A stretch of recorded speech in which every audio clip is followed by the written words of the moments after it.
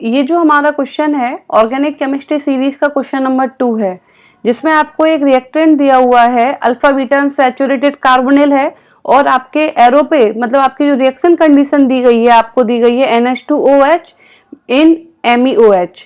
मतलब आपका ये तो आपका रिएक्टिंग एजेंट है और MEOH है आपका सॉल्वेंट। तो अब आपको ये देखना है कि आपका जो NH2OH जो अटैक करेगा, तो सबसे पहले तो इसमें NH2OH नाइट्रोजन के पास लोन पेयर है, ऑक्सीजन के पास लोन पेयर है, कौन अटैक करेगा? पहला क्वेश्चन ये आता है। तो देखो ऑक्सीजन तो मोर इलेक्ट्रोनेगेटिव है, तो सबसे पहले नाइट्रोजन जो है उसका लोन पेयर अटैक करेगा। अब अगर हम अपने पहले वाले रिएक्टेंट पे आए तो उसमें दो कंडीशन पॉसिबल है, एक है आपका 1-2 मतलब 1-2 एडिशन, एक है आपका 1-4 एडिशन। ठीक है, तो क्वेश्चन ये आता है कि ये 1-2 एडिशन देगा या फिर 1-4 एडिशन देगा। मतलब इसमें कार्बोनिल कंपाउंड पे एडिशन होगा या फिर ये यहाँ पे डबल बॉन्ड पे एडिशन देगा, मतलब 1-4 एडिशन होगा। तो अगर हम इसमें बात करें तो हमें ये देखना पड़ेगा कि आपका जो NH2OH जो आपको दिया हुआ है ये हार्ड है, हार्ड न्यूक्लियोफाइल है या फिर सॉफ्ट न्यूक्लियोफाइल है। वही हमको बताएगा कि 1-2 एडिशन होगा या 1-4 एडिशन होगा। देखिए अगर आपका न्यूक्लियोफाइल हार्ड न्यूक्लियोफाइल है तो वो देता है आपका 1-2 एडिशन, और अगर आपका न्यूक्लियोफाइल सॉफ्ट न्यूक्लियोफाइल है तो वो देता है आपका 1-4 एडिशन। तो अब हार्ड न्यूक्लियोफाइल कौन है और सॉफ्ट कौन है? तो आप ये देखिए, हार्ड न्यूक्लियोफाइल वो होंगे जो लेस पोलराइजेबल होंगे और इनकी इलेक्ट्रॉन डेंसिटी इलेक्ट्रोनेगेटिविटी हाई होगी। मतलब इलेक्ट्रोनेगेटिविटी हाई हो और बहुत ज्यादा पोलराइज ना कर पाए। ठीक है, तो इनमें आपका क्या आ जाता है? जैसे अगर हम देखते हैं आपका ऑक्सीजन सल्फर और नाइट्रोजन फास्फोरस, तो अगर आप इस कैटेगरी को देखेंगे तो ये साइज में छोटे होते हैं तो उतनी ज्यादा पोलराइजेबल नहीं हो पाते हैं और बहुत ज्यादा इलेक्ट्रोनेगेटिविटी होल्ड करते हैं, क्योंकि FON तो इनकी इलेक्ट्रोनेगेटिविटी भी बहुत हाई होती है।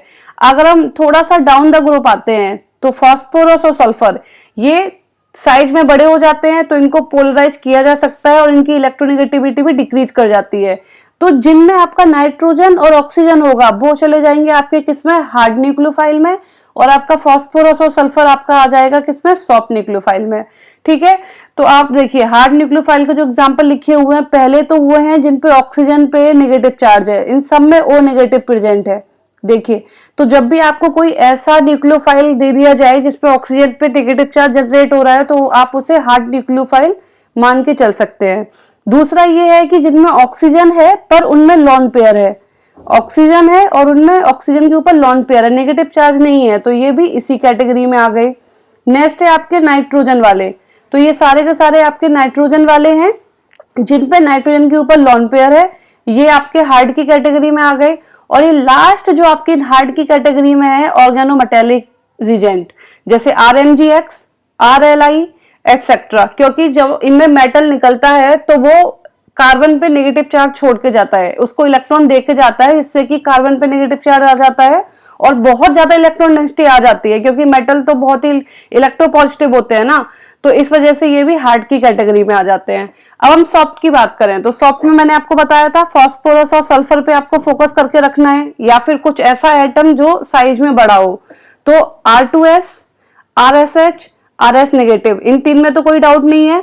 I नेगेटिव तो वेल नोन है क्योंकि इसका साइज बहुत ज्यादा बड़ा होता है, बहुत लेस इलेक्ट्रोनेगेटिव होता है। I नेगेटिव बहुत ही अच्छा न्यूक्लियोफाइल है। ठीक है, ओके। I नेगेटिव देखो, जो I नेगेटिव है ये एक स्पेशली ऐसा होता है जो न्यूक्लियोफाइल भी बहुत सॉफ्ट है, बहुत अच्छा है, उसके साथ साथ ये लिविंग ग्रुप भी बहुत अच्छा होता है। अब देखिए आप फॉस्फोरस वाले आप दो देख लीजिए, ओके। और उसके बाद आपकी ये CO, अब आप कहेंगे इसमें CO क्यों आ गया? क्योंकि CO में कार्बन मोनोऑक्साइड में जो कार्बन है उसका इलेक्ट्रॉन जो उसका जो लोन पेयर होता है वो देने का टेंडेंसी रखता है, इसमें ऑक्सीजन वाला नहीं होता। अगर आप MOT देखेंगे CO की तो आपको क्लियर हो जाएगा कि ये सॉफ्ट न्यूक्लियोफाइल क्यों है। अब अपना लास्ट वाला बात आया जो हमारे क्वेश्चन में यूज होने वाला है NH2OH, तो है तो इसमें नाइट्रोजन, नाइट्रोजन के पास लोन पेयर है तो ये हार्ड होना चाहिए, ये सॉफ्ट कैसे हो गया? क्योंकि नाइट्रोजन का लोन पेयर तो इसमें देगा ही देगा, लेकिन इसमें जो ऑक्सीजन है वो नाइट्रोजन की इलेक्ट्रॉन डेंसिटी को खींच लेगा क्योंकि मोर इलेक्ट्रोनेगेटिव है। तो यहाँ पे अब नाइट्रोजन पे उतनी इलेक्ट्रॉन डेंसिटी है नहीं है कि वो हार्ड न्यूक्लियोफाइल की तरह काम कर पाए, इसलिए ये यहाँ पे क्या हो जाता है, सॉफ्ट न्यूक्लियोफाइल। तो देखिए सॉफ्ट न्यूक्लियोफाइल है तो 1,4 एडिशन देगा, इतना क्लियर हो गया।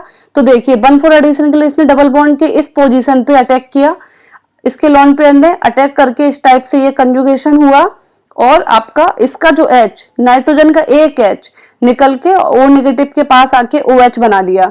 अब सिंस यहाँ पे डबल बॉन्ड है और यहाँ पे OH है, तो ये क्या होगा, टोटोमराइज हो जाएगा।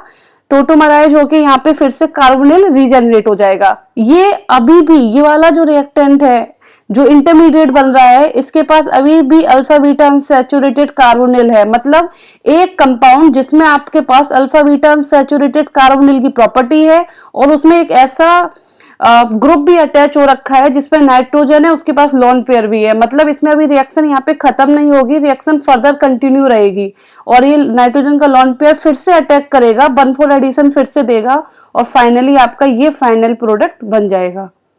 ठीक है, थैंक यू वेरी मच।